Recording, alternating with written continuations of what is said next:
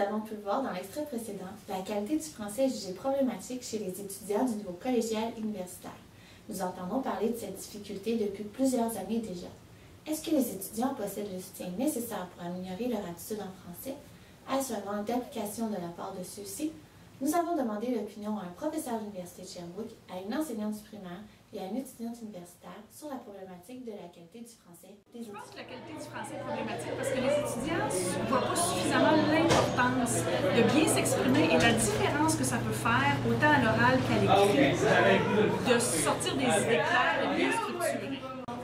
Les étudiants ils vont peut-être un peu vite pour pas se poser de questions. Des fois, c'est au niveau de la structure aussi beaucoup que je remarque au niveau des stagiaires que j'ai reçus, là, que leur structure de texte, des phrases, c'était des phrases trop compliquées. Oui et non.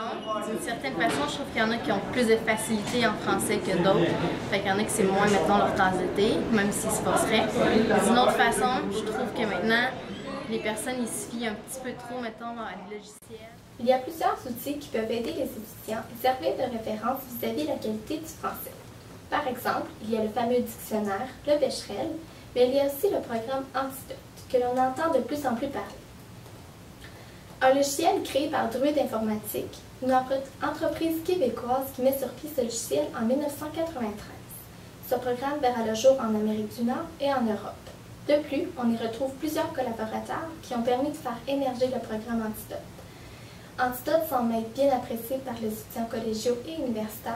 Peut-être que son aspect technologique vient davantage rejoindre cette génération. Le logiciel Antidote n'est pas qu'un simple correcteur. Il met à disposition de ses utilitaires, et dans notre cas les étudiants, 3 différentes références telles qu'un dictionnaire, un conjugaire et une grammaire. De plus, ce programme met à disposition des explications. À ce moment, les étudiants peuvent se faire une autocorrection et améliorer leur habileté orthographique de manière autonome.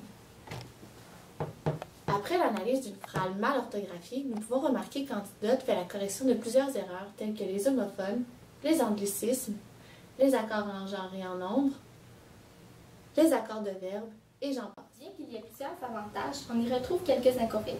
Tout d'abord, c'est un programme qui demande une certaine somme d'argent et parfois c'est une des raisons pourquoi certains étudiants ne se le procurent pas.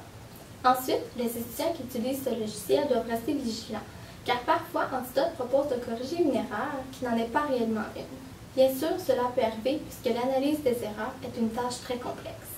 Heureusement, lorsqu'Antidote suggère une correction, on y retrouve une explication pour vérifier si cela convient à ce qu'on tente d'écrire. Alors, ceci étaient les avantages et les inconvénients que nous avons recueillis lors de nos recherches et lors de notre exploration du programme Antidote.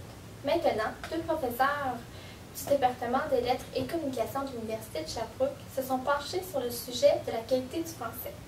Selon eux, le français du Québec vient de nos ancêtres qui ont adopté un français plus familier. C'est pourquoi, de nos jours, on entend plusieurs anglicismes et que le français du Québec est différent. Selon Julie Deschaines, un professeur à l'Université du Québec, les erreurs d'orthographe de grammaire que l'on retrouve dans les textes des futurs enseignants sont pour la plupart des raisons de motivation. Cette référence vise les futurs enseignants, mais nous pouvons généraliser pour l'ensemble des étudiants. Le processus de rédaction se fait en 3 temps: la planification, la mise en texte et la révision. Pour Mme Duchesne, les étudiants manquent de motivation dans l'une de ces 3 sous-parties, et c'est pourquoi ils font des erreurs.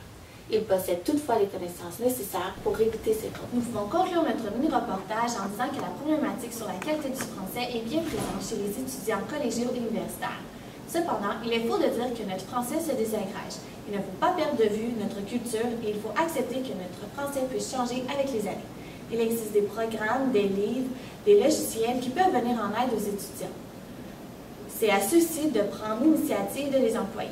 Le programme Antidote est un programme complet pouvant aider les étudiants. Il faut toutefois rester vigilant aux corrections qu'il peut apporter.